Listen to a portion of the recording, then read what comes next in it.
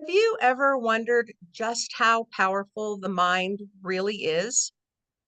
Today, we unravel that mystery with someone who has harnessed the extraordinary potential of the subconscious.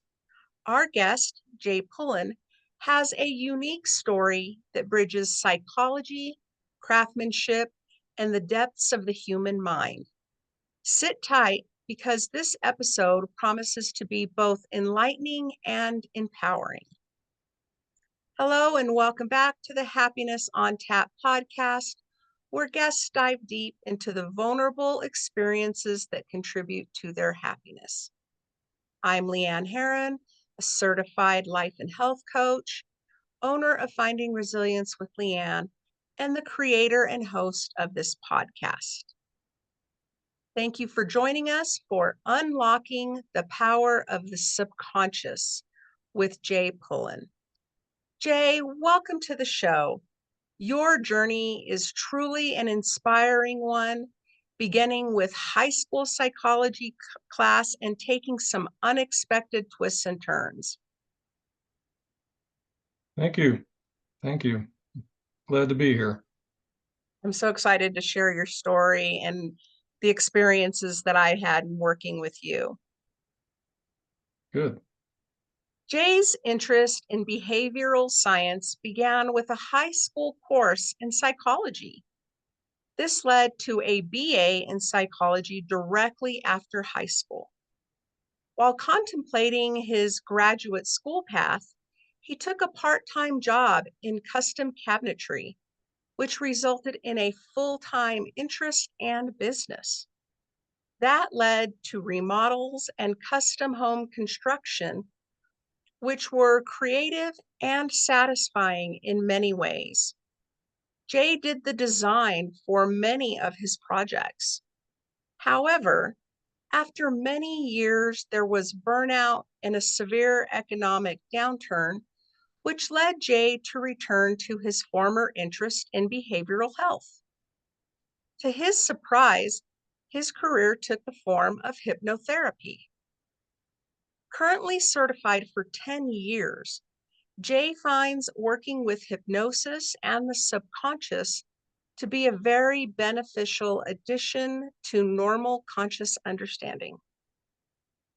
After seeing a client's asthma substantially diminish after a cathartic release of anger, Jay became quite interested in learning just how much a shift in consciousness could impact our psychology. This ultimately led to a focused interest in stress and anxiety.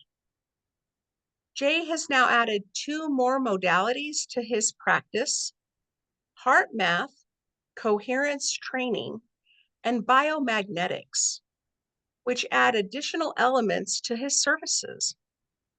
In addition, he offers clients a more typical application in hypnotherapy, including grief, performance anxiety, and transforming bad habits. So let's start from the beginning. Jay, what first sparked your interest in behavioral science during that high school psychology class? Well, actually, I'd have to say I have to go a little bit further back than that. My dad and I always had some interesting conversations when I was growing up, and he was he would call it philosophy. He liked to philosophize, and but he tuned into a lot of behavioral issues. And so when the psychology class popped up in high school, I thought, well, I need to take this, and it really just deepened my curiosity about the whole subject, and ended up being my favorite class that year. And so that kind of set me on my path for my college course. That's great. It's so nice to hear that deep connection with a parent that really sparks an interest and kind of paves your path.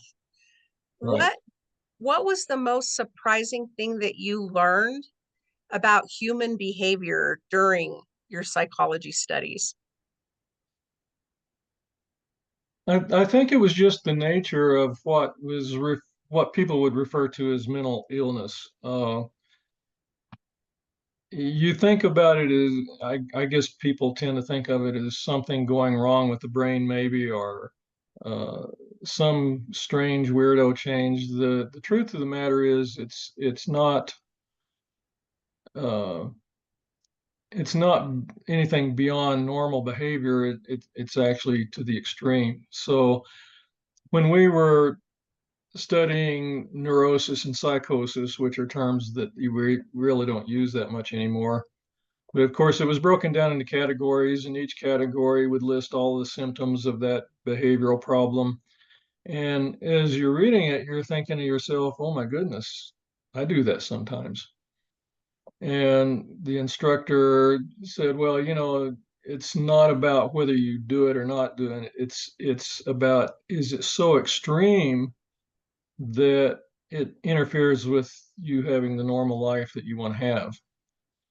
And I found that to be true all the way through life and into hypnotherapy. In fact, a lot of times when I'm sitting there with a client and they're explaining to me why they're there and what they're doing that's problematic, uh, it's not uncommon for me to be sitting there thinking, "Oh my goodness, I do that too." Uh, so uh, it's not something that's weirdo or crazy. It's normal behavior that just went to the extreme. Yeah, I understand that, and I like how you do you ever convey to somebody that you're having those, like, wow, this happens to me, as a way to connect and build a rapport with somebody that you're working with, or is that kind of just going on in the back of your head as something that helps you feel like you're not alone? I occasionally do.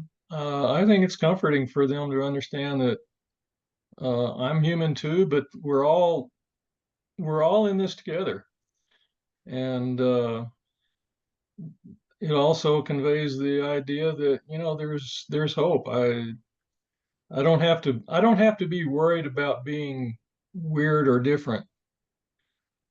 Just need a little tune up maybe.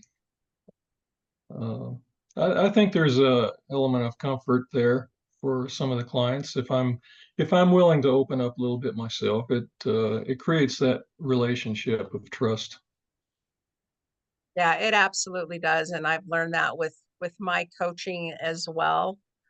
And I really see that people kind of gravitate towards my openness and vulnerability. Um, and then it kind of opens the discussion even further.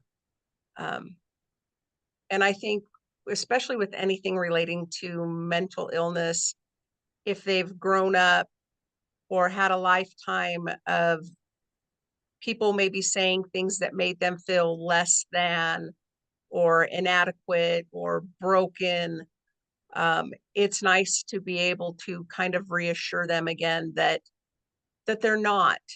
We're all human. The brain is a squishy substance, and it's delicate. And illnesses, I mean, there's so many things that can affect the brain.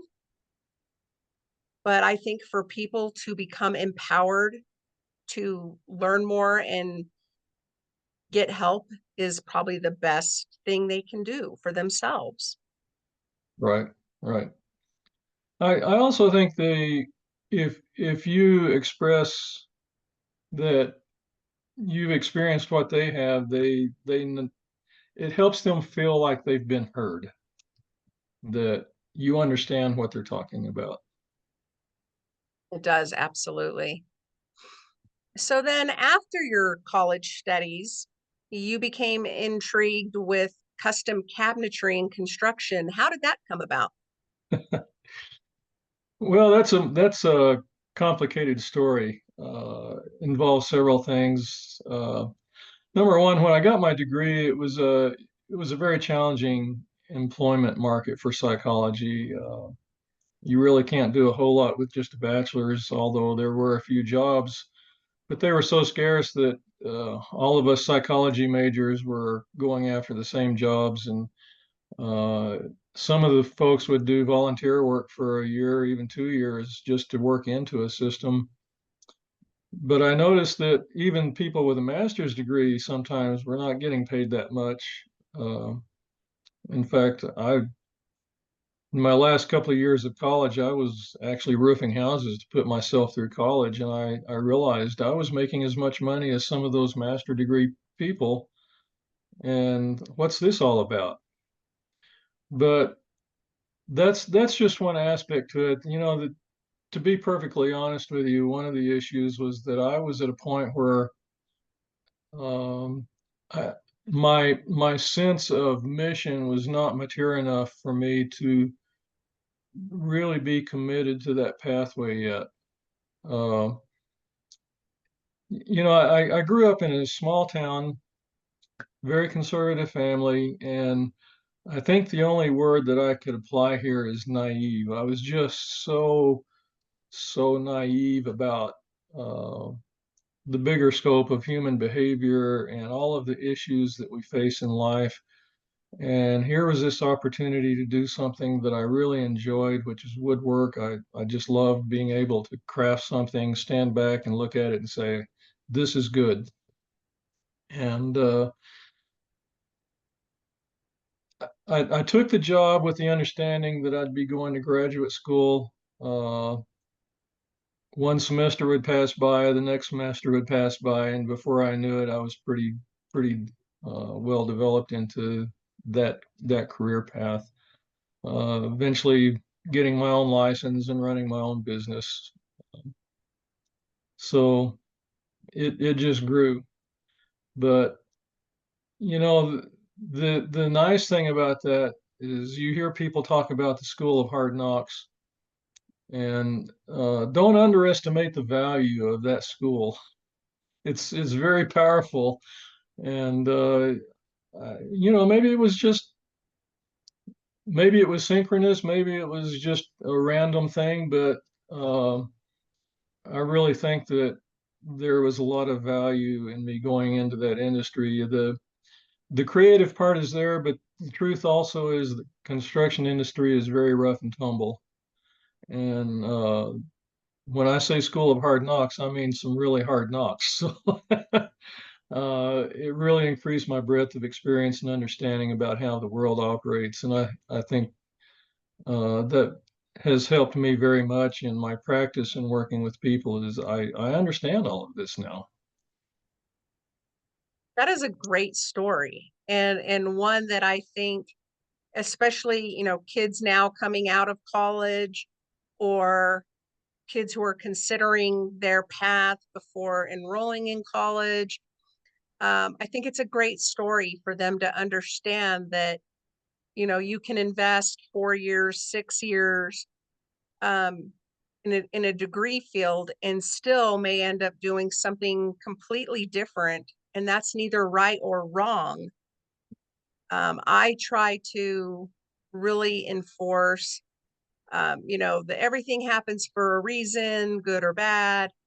Also, I look at everything as an opportunity, not a failure, not, a detour. It's an opportunity for learning and growth. And I've, been to the school of hard knocks. Um, I agree with you. I think it's not to be discounted, but to learn from. Um, so thank you for sharing your story. I mean, I think it was very, very valuable. I do too. Uh, and your life outside of work too. You have experiences with marriage and social circles and just so many things like that that you can learn the lessons you need to learn in a lot of places besides the school setting. Absolutely. I think that, my life's lessons, and I have learned to really pay attention, and appreciate other people pointing out to me how my life's lessons are tools in my toolbox to help teach others or show others that, I've been through this. I went through marriage and divorce. I went through infidelity.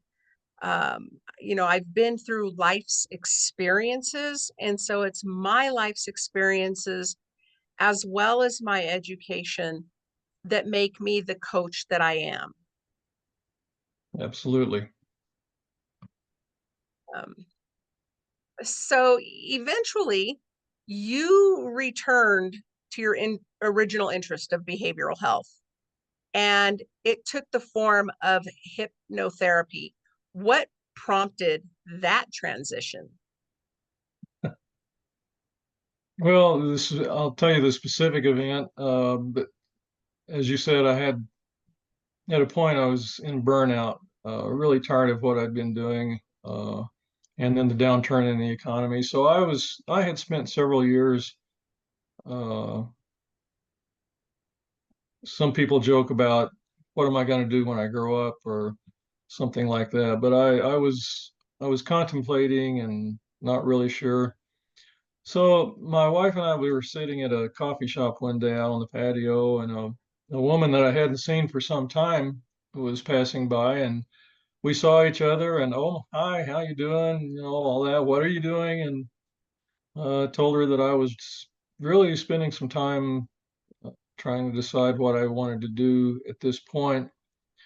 And she said, Jay, you ought to try hypnotherapy. You've got a great voice for it. And I don't know if the voice qualifies one for that, but my initial reaction was hypnotherapy, or have you got to be kidding? You know, I had a degree in psychology. Why would I want to mess with something like hypnotherapy? That's mystical woo-woo stuff, I guess, or something like that. But I appreciated this woman. She had a good mind. We'd had numerous really nice conversations, and I thought, well, maybe she knows something I don't. So I checked it out.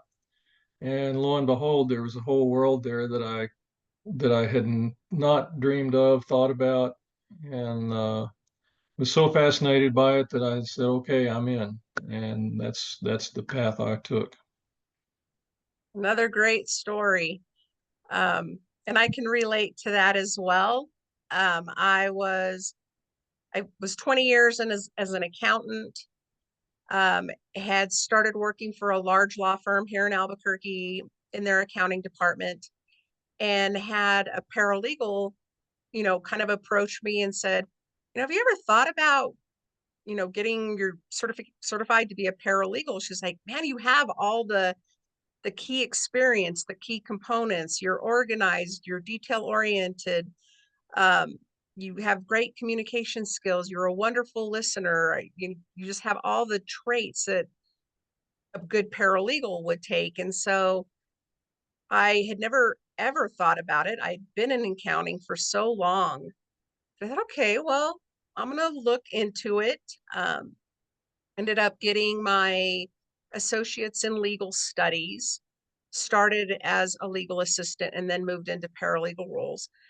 Um, and even with accounting, I thought I was, being of service, which has always been something important to me my whole life, is being of service to others. And what I really found out in both of those careers was I really wasn't truly being in service to others. I was being in service to my supervising attorney, but not necessarily to the client. Or I didn't feel that I was influencing and helping the client. But in a way I was, I was helping the attorney be uh, ready to do what he needed to do, and make him look good and make his job easier. It just felt kind of a disconnect to me. I just wasn't having that one-on-one communication with the clients. And eventually, I suffered some PTSD on the job and ended up leaving the legal career permanently, which brought me here.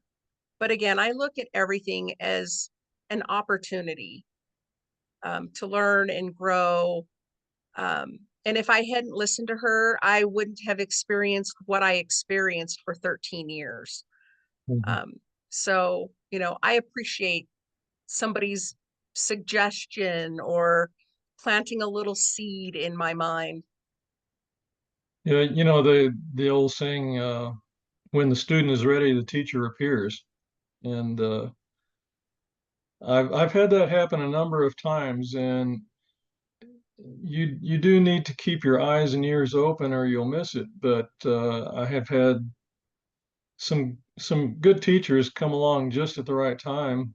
Uh, this woman was not necessarily a teacher. I might say she was kind of an angel at the time. She planted that little seed, and that's all she did, but that was all that was necessary. Yeah, those are wonderful people. What are some of the misconceptions about hypnotherapy? I've experienced it and I think it is out of this world, fantastic, and life changing. Um, but what are some of the misconceptions that you experience or hear from people? Probably one of the most is that they're afraid of or hypnosis because they're afraid they'll lose control. And that's not true. You don't lose control. I can't make anybody do anything they don't want to do, say things or do things. I can't sneak secret little messages into their brain. You're always aware. You're always in control. At any moment, you can say, "This is too uncomfortable. I don't want this." Uh, so it's not a viable concern. And it's kind of amusing. I often wonder how many of those people that say they're afraid of losing control, I wonder how many of them don't mind going to happy hour on Friday night, tanking up on alcohol, where you really do lose control, right? Yeah. So anyway, that's one of the misconceptions. Another one is that, well, just like I said before, that they can go to a hypnotherapist and the hypnotherapist will plant this little message into their subconscious and they can change without really having to do the work. Well, that's not really true. You're still having to do the work. You've got to show up, you've got to pay attention, you've got to participate. So it's not, it can be very effective in many ways, but you still got to show up and do the work. Another one is that hypnosis is just for people with a weak mind, maybe lower intelligence. That's not true. Actually, it seems to be more effective with higher intelligent people, uh, people that are used to being able to focus their mind and address a situation without going off onto tangents and losing train of thought and so forth. So those are probably some of the primary misconceptions that I've encountered. Yeah, those are all great things to point out, and provide clarity to what it's not and what it is, and that people do have control. And like I said, I've experienced it. It's been a life changer for me on many levels. So I highly recommend it to people. At least try it once, just experience it, be open to the possibilities, be educated, Right. learn what it is and be educated. And I think that helps open your mind, and maybe get away from some of those misconceptions. Right. I think the surprise to a lot of people, and frankly, it was myself, is that, and the instructor puts it best, there's no it. People, when you're doing the induction, uh, people will lay there wondering when it's going to happen, and there's no it. It's just a decline into a very relaxed but focused state. And the truth of the matter is, most people have been in states of hypnosis without even knowing it. So, Yeah, again, thank you. What are some aspects of hypnotherapy that you find the most fascinating? well, it's really just the work with the subconscious mind, and when I was getting my degree in psychology way back when, uh, a lot of psychologists wouldn't even acknowledge the existence of a subconscious mind. Now experts in various fields will tell you that 90% of our behavior is driven by the subconscious mind. But it's not just psychological behavior, it's so many of our bodily functions, our physiology, our respiration, our uh, cardiovascular, uh, digestion, and so forth are operated by the subconscious mind, and that really creates a very unique tie-in for us to touch upon physiology with our consciousness, both conscious and subconscious. Uh, the subconscious is so powerful and can process vastly more information than our frontal cortex, our cognitive mind can. And so if you're wanting to change behavior or even impact your physiology, uh, delving into the subconscious mind as much as you can really provide much more benefit than people realize. It's mind blowing sometimes. It's certainly mind expansive, and this mind expanding. It gives you a whole different perspective of how we human beings operate. Uh, we're beginning to question now, does our mind stop here at this skull, flesh, or is some of our consciousness actually outside of the body? I mean, there's so many places and mysteries to explore when you go beyond just the cognitive processing. That is all great. Absolutely. Yeah, I think for me, what really helped me was that I had already developed a meditation practice. So allowing my mind to just expand and explore and be open and all of that really helped me when I started going to hypnotherapy because I was able to adjust to it so easily and be open to all its wonders for the areas that I needed help. Right, right. It really expands the tools that you can use in your personal growth. For example, imagery. We use a lot of imagery, and the subconscious mind understands imagery. It understands that language and can even be metaphorical about it. If you imagine yourself as an inanimate object, or a tree or nature or something, in a metaphorical way, the subconscious mind gets it. It understands. It just opens up so many different ways to work with your own consciousness, behavior, physiology, and so forth. Absolutely.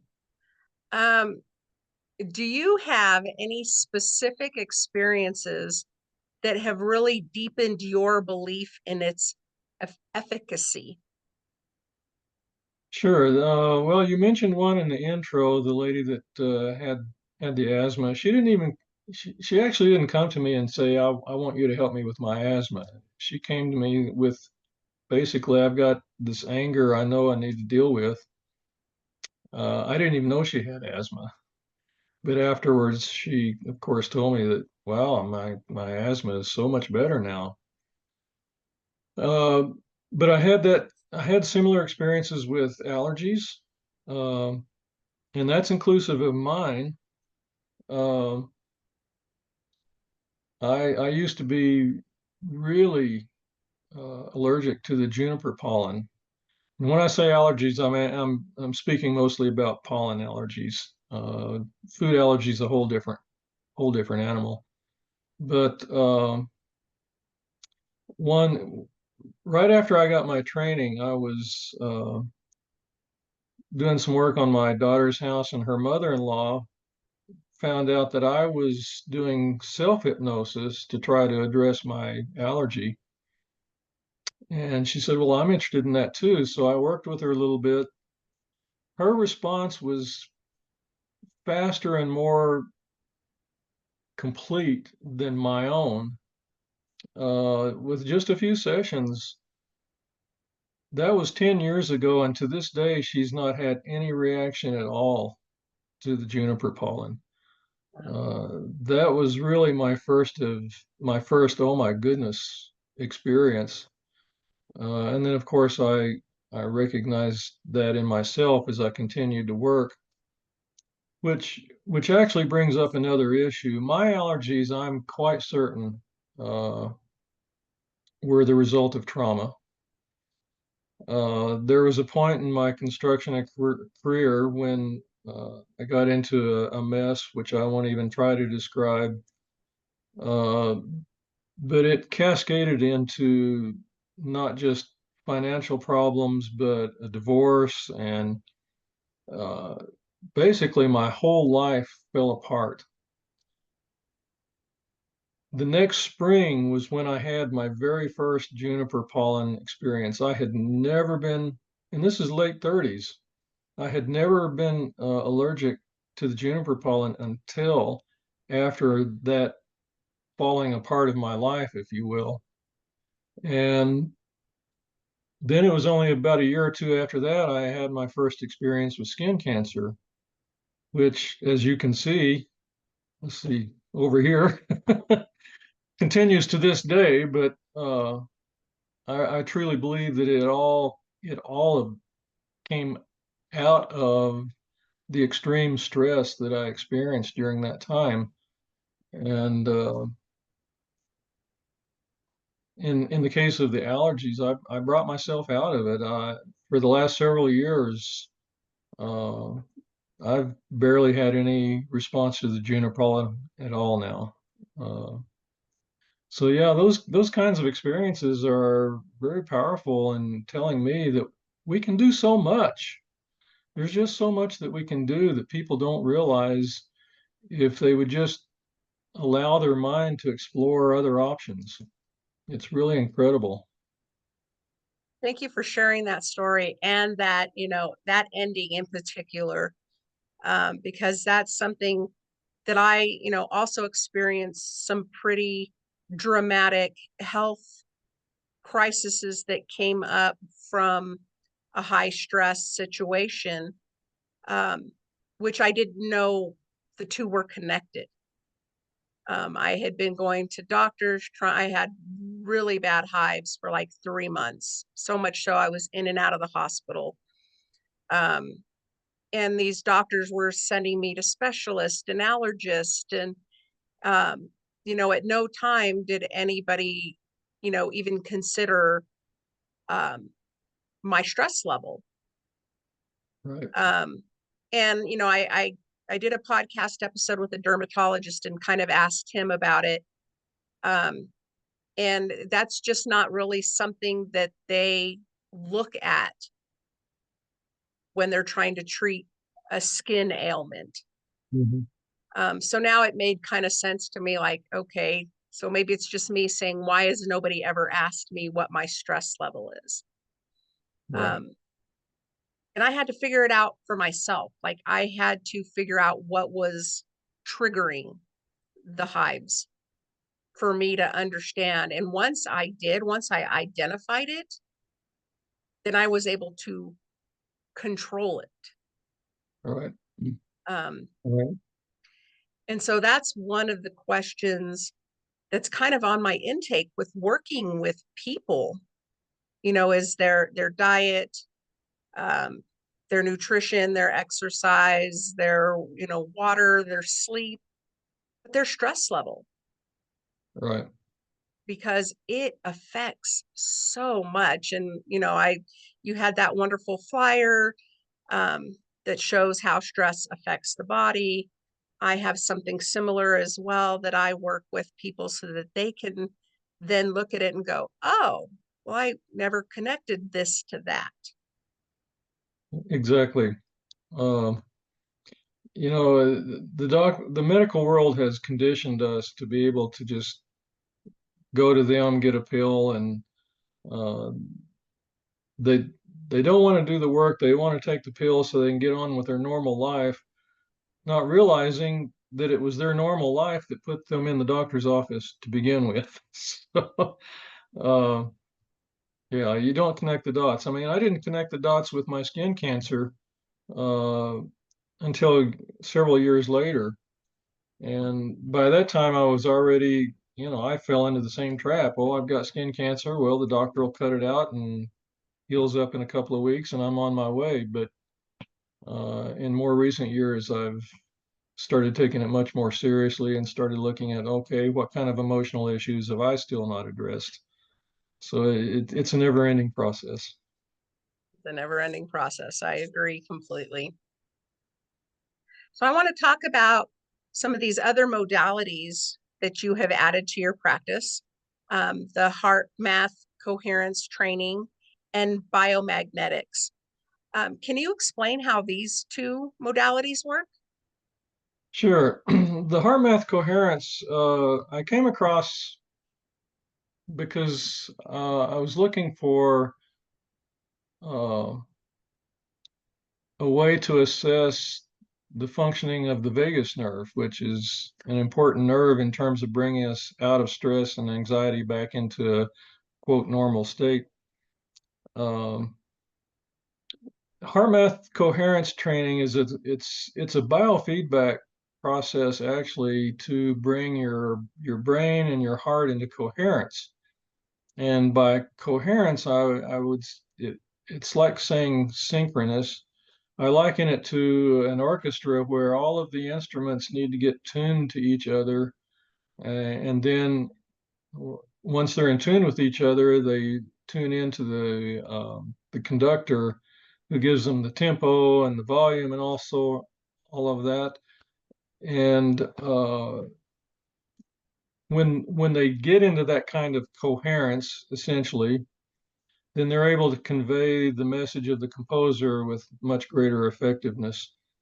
Same thing with our body. When our brain creates waves, our heart creates waves, and when you bring those into coherence, your emotional world and your physiological world are simply functioning at a better place, a more effective, efficient manner.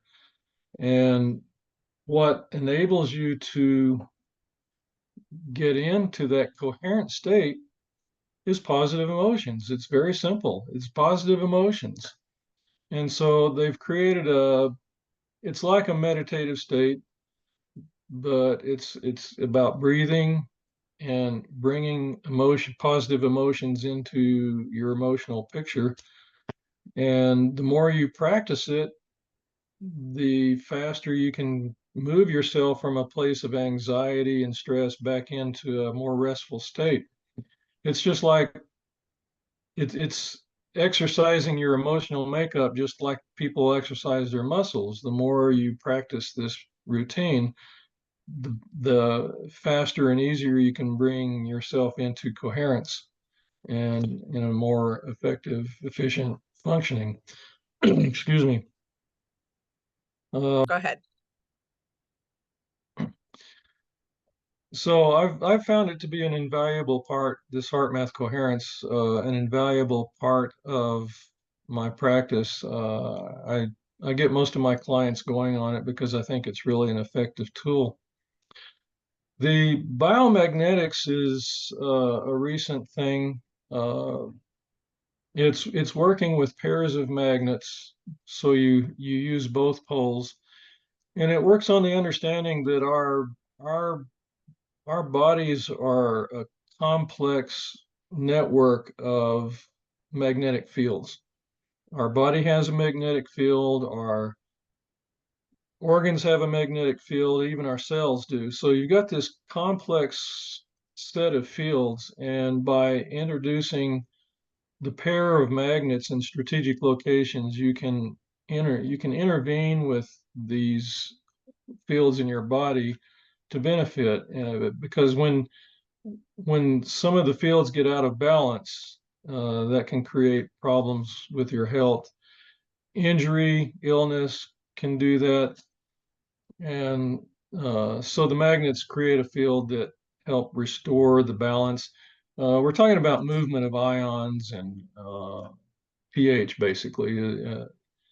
Is your body alkaline or acidic? Most of the body wants a balance. And if you're out of balance, number one, that's a place where pathogens can hide, and that creates problems. But a number of things can cause us to fall out of balance in strategic locations, maybe not the whole body, but in strategic locations. And when you're in that place, healing is not going to be as effective. Um, I got it. I got trained in that because if stress and anxiety impacts your physiology, there are times I believe that I can pull the biomagnetism in to complement what I'm doing with the hypnotherapy and address both the physiology and the psychology. Uh, I'm still working on learning how to integrate that with hypnotherapy, but I think it's going to be a powerful tool for me. I agree. I didn't get to experience your biomagnetics, but I did get to experience the HeartMath Coherence training, and I found it very fascinating. Um, for me, again, I think it was my benefit of years of meditation, um, that I was already kind of in connection between my heart and my mind. Um, but it was a very fascinating experience for me, and I thank you for allowing me the time to experience that at your office. This is my pleasure. Have to try it again. So in your practice as a whole, you provide a very comprehensive range from dealing with grief to transforming bad habits. What drives your passion for this work? For me, it's just about healing, and when I say healing, it's genuine healing. Uh, I've seen so many people, and myself included, particularly in my college days, uh, blow things off. You have a little emotional trauma, you just blow it off. Well, it doesn't go away. It stays in the system. It's like a scab on a wound that just once it's scabbed over, you kind of forget it until somebody scratches that scab off, and then all of a sudden it opens up. Uh, and since I've experienced the kinds of transition that you can experience with hypnotherapy, I actually did some hypnotherapy very briefly after my first divorce. Uh, Found it gave me a much different response emotionally than just the talk therapy. Uh, but it gave me a sense that there's more than just fixing something. There's something deeper than that. Healing is something that goes very deep into our being. It's not just fixing a symptom. That the problem with that is it can mask problems that will still create problems somewhere down the line.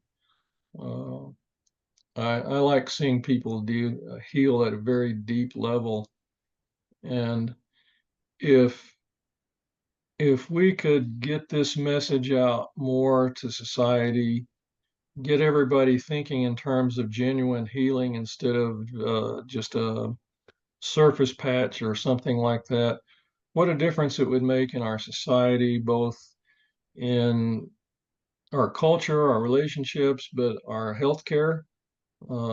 If healthcare would move in this direction, oh my goodness, what a difference it could make.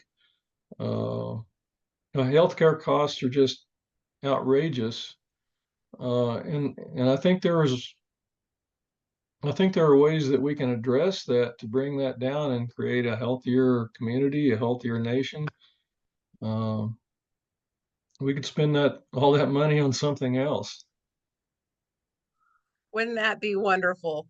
And that's one of my goals and something I'm moving to. And I will remember to shoot you over a link to my upcoming seminar on Friday, the 13th of September from 1 to 3. I am trying to be, part of that as well. So I've created a seminar called Choose Change, and it's bridging traditional medicine and alternative medicine options and practitioners. So I have invited 5 other practitioners to come and speak at this seminar to start getting that word out to the community that these things are out there. And one of them is the hypnotherapist um, that I go to as well, and some other practitioners, because I'm like you. I think that if more people were aware of these alternatives and more people were open to looking into these opportunities and modalities for healing, there'd be less people um, addicted to certain medications, or relying on that, like you say, surface band-aid, to just go into a doctor, get a quick fix, and never address the problem. I had to learn the hard way. I didn't know about all of these opportunities and options to my health care. I also didn't know how the body hangs on to trauma. So it was experiencing it and then saying, okay, I didn't like that. What can I do to learn more about it and change it? And talk therapy was great, but I think it would have taken me much longer Mm. to get those triggers under control that were keeping me in a very heightened sense of fear. When I started going to hypnotherapy, those changes, luckily for me, were pretty instant. Um, and it really knocked those triggers out of my life. And I'm able to face those things and not have them respond or react in my body the way they were. Right. So, yeah, I am with you 100%. I want to be part of the solution, helping get people like you and their story out to the greater world. That is why I launched this podcast, um, because it is so valuable for people, um, if they can just be open to it, look into alternatives, and know that we don't have to live in the status quo of what we've had all along. Change is a Right. good thing. Right. Terrific. So, Jay, it has been an absolute pleasure. I really appreciate the stories that you shared here today. They were very valuable. I think they're going to be very valuable for, like I said, maybe people who are uh, considering going into college, coming out of college. You shared a great story about how that happened for you, knowing that, life has many opportunities if you just take the time to experience them. Um, I I love the stories that you shared about how hypnotherapy helps people, because I'm one that's there 100% to say yes, it worked for me. Good. Thank you. I appreciate being here. It was a great experience for me. Oh, thank you, Jay. So tell people where they can find you. My website really is quite easy. It's www.new, excuse me, uh, newpathwellness.fit. So just think newpathwellness.fit. Email is just as easy. It's j@newpathwellness.fit. Great. I will make sure to include ways that people can find you in the show notes. Thank you to our listeners for tuning in. Don't forget to explore the power of your mind. Take care of your mental well-being and join us next time on the Happiness on Tap podcast. Until then, be well and stay happy.